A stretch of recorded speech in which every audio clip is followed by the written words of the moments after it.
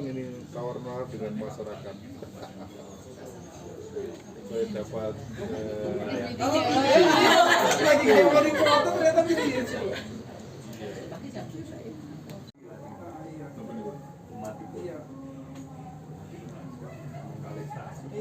Monsinyur, Suster, Bapak Ibu yang terkasih, selamat siang rekan dalam. Terima kasih untuk kesempatan pada hari ini, Monsinyur, kita pengurus inti AKT khususnya Jawa Tengah, Yogyakarta bisa berkumpul di sini untuk mengasah banyak hal tentang AKC maupun tentang pater pendiri kita, Pater Julius Chevalier melalui Monsinyur Niko. 1, 2, 3. Dalam Yesus kita bersaudara.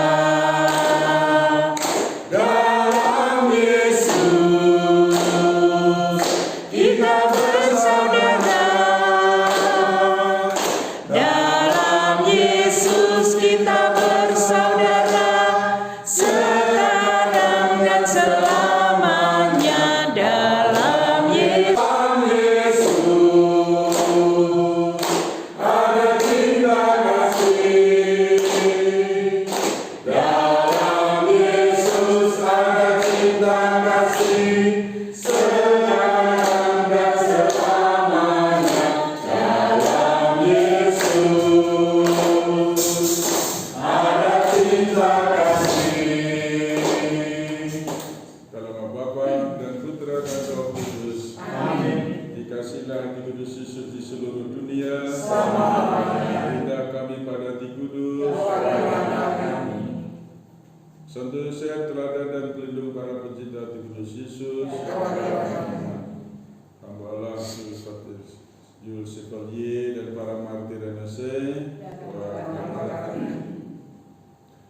Bapa surgawi, kami bersama-sama sebagai orang-orang yang Engkau panggil, Engkau utus untuk menjadi pengurus kegiatan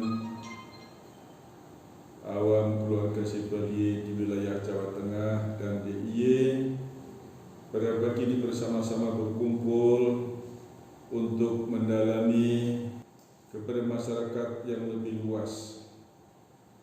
Pada kesempatan ini kami hadir di hadirat-Mu untuk mendalami kekayaan yang Kau berikan kepada kami melalui Pater Chevalier. Baik, terima kasih. Kebetulan siang ini saya berdiri di sini sebagai tim dari Karo Anggro berarti. Sebelum kita turun ke paroki-paroki, di dalam diri kita ini ada sebuah kebanggaan, ada isi yang mantap gitu ya. Orang tanya AKC ini apa, Amitul itu apa, nggak tahu, kan jawab. Pimpin doa nggak tahu, baca kitab suci jangan saya. Nah ini begini. Nah yang seperti itu perlulah kita lengkapi supaya orang-orang AKC ini katakanlah sebagai apa ya? Koki gitu ya, koki yang serba bisa, sehingga nanti masuk di WK. Boleh nggak AKC menjadi ketua WK? Boleh. Boleh nggak ikut legio? Boleh. Ikut paroki? Boleh. Masuk partai politik? Boleh. Tapi orang-orang AKC bisa, suster juga enggak, guru tidak, gitu. Pak masuk jadi anggota partai dan kemudian ketua DPRD, boleh nggak? Boleh. Ketua DPRD Merauke itu lalu menjadi anggota AKC? Boleh. Justru dia itu kan, AKC ini menjadi dapur untuk memberikan vitamin-vitamin kekuatan untuk dia mengabdi dimanapun juga. Jadi yang masuk AKC itu, yang ini ikut karismatik, yang ini WK, yang itu apalagi, tidak ada pertentangan, tidak ada kotak-kotakan, semua bisa, ya. Jadi kalau nanti di lapangan lapangan, bertemu dengan orang-orang AKC yang mengabdi di ladang yang berbeda, bukan berarti itu bertentangan. Paham? Ini supaya kita tahu benar-benar dari awal. Jadi orang-orang hebat untuk dimanapun di segala lini.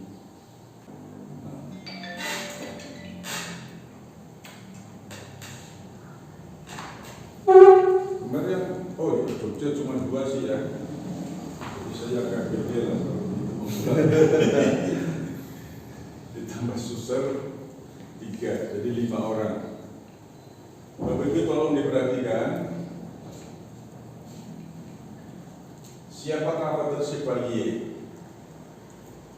Sebelumnya saya mohon maaf kepada para pendahulu, seandainya ini sudah diterangkan ya, syukurlah. Orang-orang petani itu mau atau tidak mau berurusan dengan tanah, ya, berurusan dengan tanah, dengan air, suhu, dan matahari. Dengan kata lain, petani itu biasanya kotor. Nggak ada petani pakai dasi, itu nggak ada. Jadi ini anak dari orang yang rumahnya itu penuh dengan sesuatu yang kotor, yang mentah gitu ya. Katakan mentah, yang katakanlah kalau ditempatnya dari sana jagung, kotor dalam arti ada kelobotnya, ada ini kadang-kadang ada ulatnya, ya kotor dalam arti itulah ya.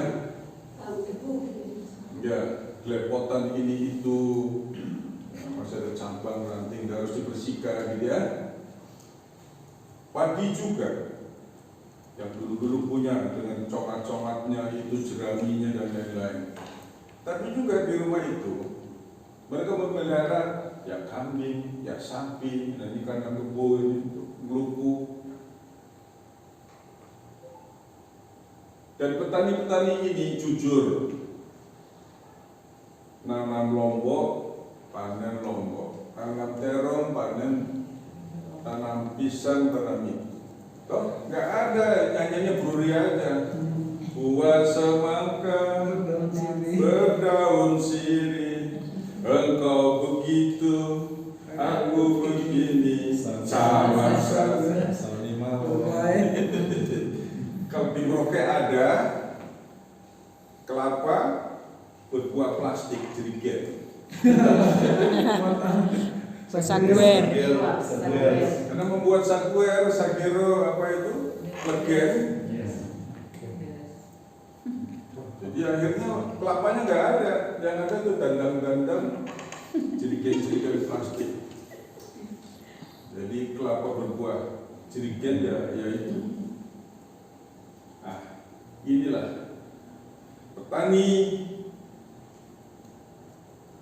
taat kepada iklim. Musim hujan nggak bisa nanam, macam di sini, ya pas hujan-hujan nggak bisa tanam tomat, busuk, nggak bisa tanam lombok, busuk, nggak bisa tanam tembakau juga yang itu akan busuk. Taat ritme itu, dekat dengan alam. Dan kalau kita ke gunung atau udara segar dengan yang ini hijau. Nah itulah jiwa dekat dengan alam, dengan gampang kagum, taat pada aturan itu, suka nyanyi, bergerombol bersama-sama, jiwa sosial, mangan orang mangan ngumpul, itu masih juga sampai sekarang. Berbagi, jimpitan, di sini masih ada. Maka itu jiwa itulah ya, jiwa kepolosan, kagum, sosial, inilah yang melatar belakangi banyak anak petani jadi romo. Jadi Pater Chevalier waktu masih muda, yang muda sekali, saya belum dapat fotonya, dan ini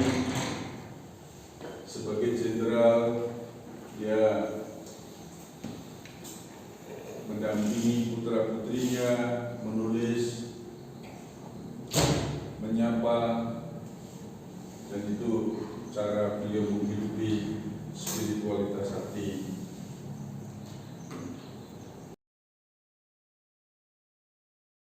Jadi Jean-Charles Chevalier, Louis Chevalier. Oke, ayo orang tuanya namanya siapa yuk? Jean-Charles Chevalier, Louis Chevalier. Dia adalah pastor. Ya kan?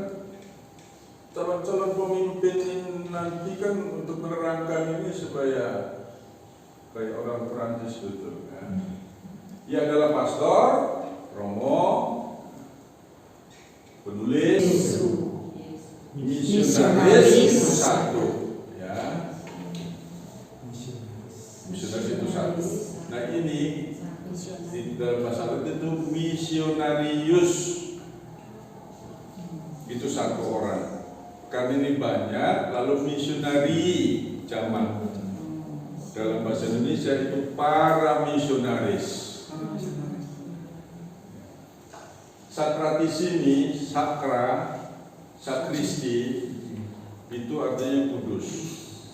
Sakratissimi ini artinya paling kudus. Cordis itu hati Yesus. Dengan kata lain dalam bahasa Indonesia mestinya adalah para misionaris hati terkudus Yesus. Para misionaris hati terkudus Yesus. Dalam bahasa Indonesia disebut misionaris hati kudus Yesus, sebuah kongregasi pria Roma Katolik untuk mengajar dan memulihkan iman di daerah pedesaan Prancis dan sudah diperluas ke misi dunia. Kongregasi pria karena di situ bukan hanya Romo saja, tapi Romo dan Bruder. Di kongregasi MS itu ada Romo dan Bruder. Ya. Berdedikasi untuk mengajar. Sebenarnya Romo-Romo kalau menurut yang ini ya bukan di paroki ya. Mengajar kan tidak harus di paroki. Di sekolah, di bawah pohon, di pinggir kali, toh tidak usah di gereja mengikat itu. Tapi karena kebutuhan lalu di paroki. Makanya kalau sekarang paroki-paroki itu dipimpin oleh imam-imam projo, ya mesti tidak usah sedih, karena tidak ada kata di situ mengikat diri di paroki. Dan umat juga tidak sendiri kalau romo-romonya tidak di paroki. Seperti saya kan tidak di paroki, Romo Subono juga tidak di paroki. Tapi ada pekerjaan banyak. Bisa jadi moderator AKC. Itu sudah. Kalau pegang kursi kemarin nggak bisa. Berkat bagi kita ya. Makanya berkat buat kita AKC.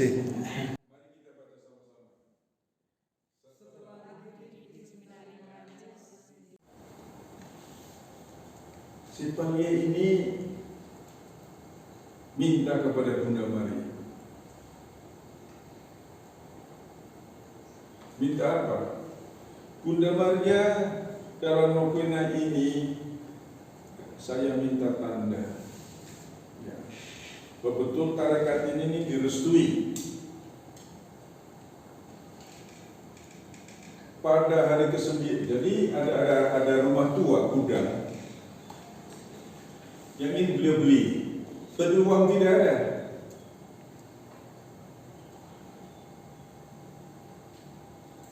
Kalau memang tarekat ini direstui, Bunda Maria, tolonglah berikan tanda bahwa ada apa-apa untuk kami. Pada hari yang ke-9, ada seorang ibu datang membawa uang 2.000 atau 20.000 ya. Ya penting bawa uang gitu ya, yang cukup untuk membeli itu, 2.000 franc. itulah tanda bahwa tarekat ini direstui. Lalu pada persis itu sebagai ucapan syukur tepat ditetapkannya dogma Maria yang dikandung tanpa ada dosa. Pater Sipil menetapkan hari ini adalah hari lahirnya tarekat MSI. Lalu beliau menjabat sebagai yang pertama sampai 1901. Kemudian baru diakui tahun 69 oleh Paus Pius ke-11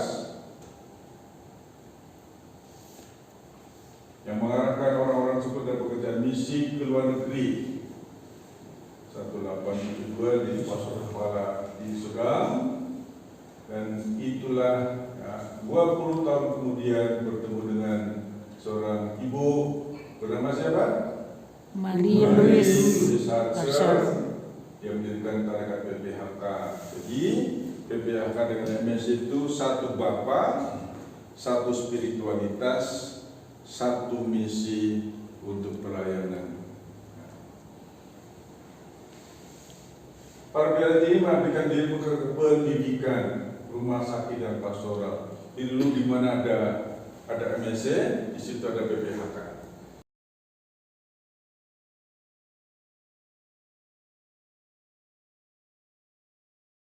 Distribusi arti kudus itu berasal dari abad pertengahan, abad 8 sampai 12. Ini tahun berapa? Yang memunculkan tiba-tiba, tapi sembah sujud, doa-doa kepada hati kudus Yesus itu sudah diperkenalkan oleh Maria Magdalena Alakoh. Supaya dia ingat bahwa ibunya, keluarganya yang miskin itu banyak mendapat pertolongan. Dia magang di tukang roti, dia magang di tukang sepatu, dan akhirnya bapaknya bisa dapat pekerjaan yang agak baik sehingga dia bisa sekolah. Ya. Jadi banyak mukjizat yang terjadi di alam keluarga itu berkat pertolongan dari hati kudus Yesus. Sehingga jiwa ini sudah tertanam di dalam keluarga itu bahwa Yesus itu benar baik, Allah itu benar hadir. Dan itulah sebabnya ketika dia masih frater, dia sudah ngomong-ngomong dengan Mojene, teman fraternya itu. Dari sanalah. Jadi ini bukan tiba-tiba ketika jadi imam, dia sudah bisa mempersembahkan kurban misa, lalu itu menjadi lebih hidup. Sudah imamatnya, dia mendirikan tarekat MSC. Karena ini tarekat, lalu siapa orang pertama? Ya dia itu sudah. Dia lalu sebagai imam projo masuk sebagai anggota yang pertama, mau jenis yang kedua dan seterusnya. Teman-temannya lalu ikut menguatkan ini.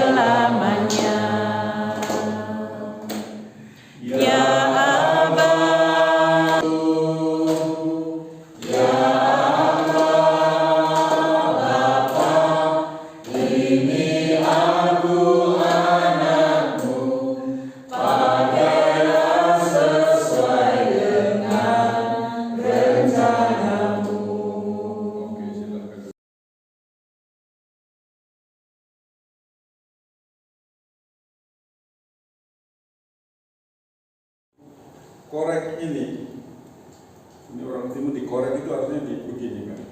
Korek. Dikorek. Colek. Dicolek di Jawa itu ya. Orang timur sana Indonesia Tengah biasanya dikorek. Iya. Makanya namanya korek api, dikorek-korek. Di sini ada potensi, ya.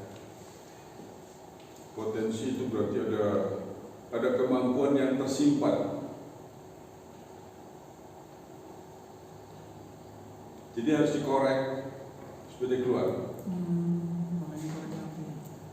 Gitu? Kalau dikorek dia keluar. Tuh. Kalau nggak dikorek ya nggak Kalau keluar. tidak korek tidak keluar.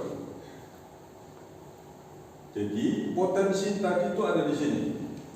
Tuhan memberikan karunia karisma itu ada di dalam masing-masing dan harus dikorek. Paham ya? Ya. Semua itu kalau tidak dikorek tidak akan jadi apa-apa. Tanah juga kalau tidak dikorek dan tidak dikasih sesuatu, ya begitu saja. Paling tumbuh rumput-rumput liar. Tapi ketika dikorek, dikasih bawang, tumbuh. Kasih cabai, biji cabai dan lain-lain. Jadi karisma itu adalah biji yang ada di dalam sini dan harus dikorek oleh yang punya, diakui, dihargai, dan diberdayakan supaya menjadi sesuatu dengan cara dikorek. Dan kalau tidak ya karisma itu tetap sebagai karisma, tapi tidak tadi. Kalau tidak dioperasikan dalam spiritual, tidak punya daya apa-apa, itu sudah. Ini juga bermanfaat. Tidak berdaya apa-apa.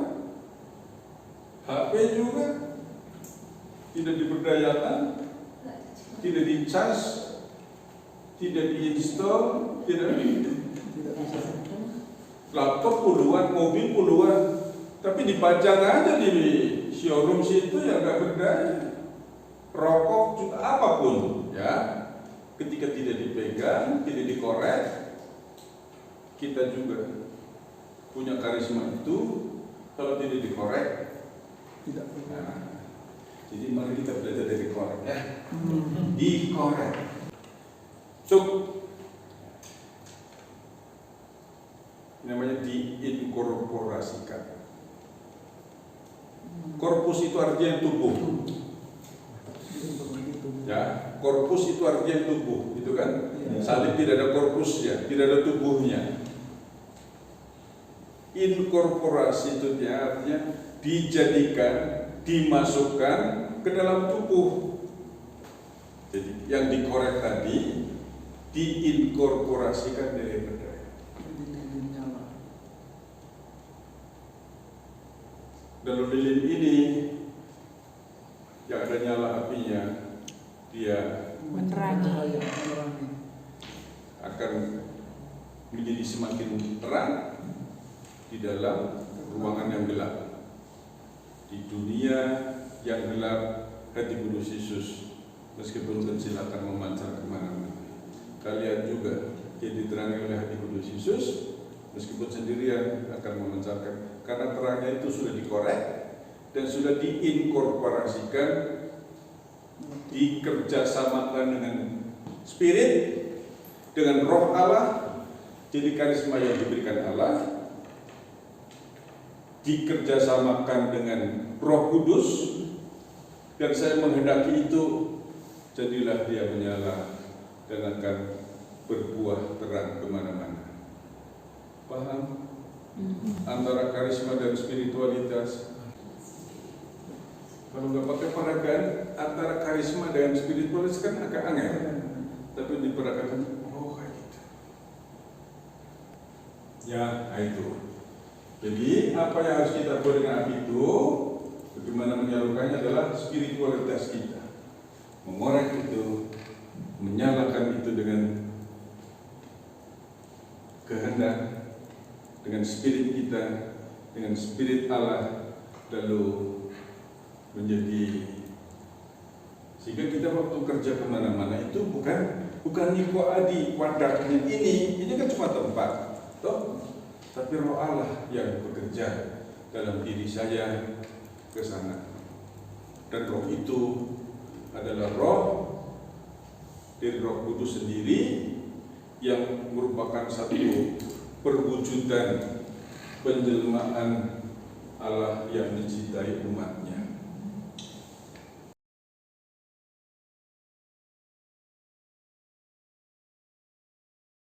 kegiatan kerohanian. Ya, jadi yang namanya devosi itu devosi jalan salib, devosi hati kudus, itu ada sangkut pautnya dengan kegiatan peribadatan. Devosi kepada Maria, itu ada doa rosario, ada ziarah, itu ada kaitannya dengan kegiatan peribadatan. Tapi kegiatan peribadatan kalau tidak ada keterangannya, Ya. tidak ada spiritnya, lalu apa yang mau diterangkan atas itu? Gitu ya. Jadi menyangkut dua hal, menyangkut kegiatan doanya dan menyangkut spiritnya, menyangkut bahan-bahan pencerahan yang memperkaya, yang menerangkan kegiatan peribadatan tadi, maknanya apa, tujuannya apa, dan dilaksanakan bagaimana, gitu kan? Jadi menyangkut dua, kegiatan peribadatnya dan keterangan atas apa yang dilakukan itu. Tujuannya supaya hati manusia itu terarah kepada Allah, dan hati yang terarah kepada Allah itu kan membawa pada pertobatan. Hidupnya kan jadi lalu berbeda. Suasana sudah berubah. Acuh tak acuhnya itu juga sudah berubah. Jadi kalau dulu acuh-acuh itu tidak beribadat, lalu egoismenya besar, terbatas pada situasi yang seperti itu. Sekarang acuh tak acuhnya lebih banyak, godaannya juga lebih banyak. Dulu acuh tak acuh barangkali kepada orang lain, tapi juga acuh tak acuh kepada Tuhan Allah dan acuh tak acuh kepada para pastor, suster. Kenapa? Mereka itu pada waktu itu dianggap sebagai, ya bahasa kasarnya penjilat, tapi juga penjajah, pungut-pungut pajak, pungut-pungut persepuluhan. Nah, pemerintah pungut pajak, hierarki memungut perpuluhan, dan gaya hidupnya mewah, lebih dekat dengan sana, sedangkan kaum kecil tidak diperhatikan. Ya. Sekarang acuh tak acuh kepada romo-romo kan tidak, malah disayang makan banyak. Suami istri duduk Dengan HP masing-masing. satu HP sama satu. Romo-romo juga bapak Sama. anak apa semua, gitu kan? Sama semua. Sama semua. Ini penyakit zaman. Jadi dulu novis apa semua ketika pentas musiknya apa? Gamelan. Yang tradisional kemarin Bocah-bocah. Ibu Murcu tuh. Jelas. Ya itulah anak zaman kan. Lah mereka lebih kenal lagu-lagu itu daripada kami kan. Termasuk di kalangan para romo. Benar, harus mengakui bahwa romo-romo yang berdevosi membawa itu mengajak umatnya. Jumat pertama ada sembah sujud kepada, bisa dihitung dengan jari kok di paroki-paroki. Akhirnya umatnya yang minta-minta, tapi romonya tidak juga, kadang-kadang tidak usah sudah. Bikin repot. Jumat pertama juga buat cepat-cepat, ya. Itu. Ya. Jadi acuh tak acuh ini lalu kayaknya tidak relevan lagi kalau hanya tadi, ya. Karena godaan terlalu banyak dan ada begitu banyak bentuk acuh tak acuh dan egoisme yang Tinggi. menggigit, mencekam hampir semua orang termasuk saya. Nah itulah sebabnya lalu devosi hati kudus Yesus itu diberi wadah baru dengan nama spiritualitas hati. Devosi yang seperti itu, lalu diri ini menjadi tanda kehadiran Allah yang telah diperbaharui. Jadikanlah hati kami seperti hati kudus. Ini Bapak yang betul menggerakkan diri itu tidak bisa ditutupi. Ketika roh itu bekerja, dia akan memunculkan sesuatu. Kata-katanya biar bagaimanapun itu tetap dipakai oleh Allah untuk menyatakan dia punya harapan, dia punya terobosan-terobosan untuk menolong orang, gitu ya. Sehingga orang merasa orang ini lain, tidak seperti yang biasanya. Mengapa begitu? Itu tadi spiritualitas hati atau spiritnya roh Allah itu bekerja dalam diri orang itu. Nah, karena kita hati kudus, dalam bilang spiritualitas hati kan gitu. Tapi secara umum roh Allah bekerja dalam diri orang itu.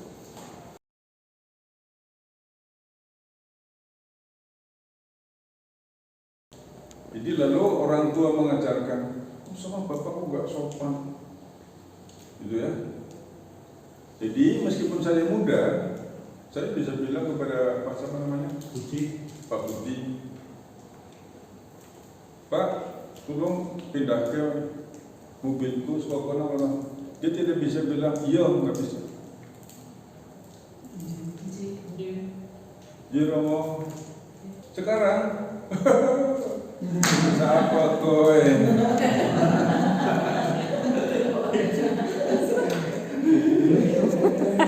Siapa kowe? Simba yang lebih tua umurnya dari saya, itu juga bahasanya ini romo kanjeng, nggak bisa begitu saja. Dan mereka barisan itu adalah barisan sakit hati kalau yang muda-muda itu tidak hormat kepada romonya, kepada uskupnya, betul kan tidak? Iya. Tapi 40 ke bawah nggak peduli. Itulah yang saya bilang ini zaman linier, rata. Mau uskup pastor ke susun ke apa mungkin Sama.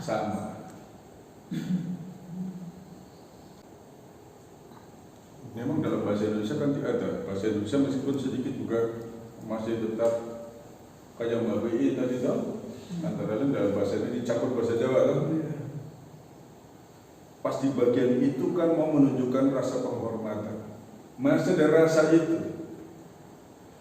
Tapi ke dalam bahasa Indonesia masih ada.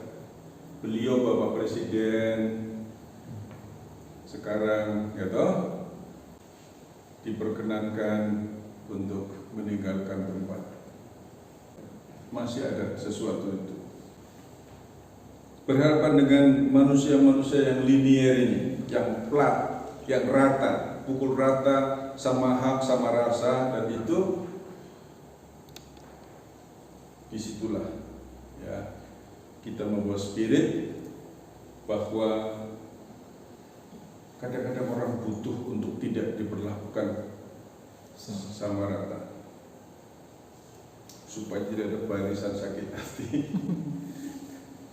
Makanya romo-romo itu mestinya itu belajar ketika bersama dengan orang-orang tua, memperlakukan orang tua biarpun bagaimana dia punya juga situasi yang berbeda.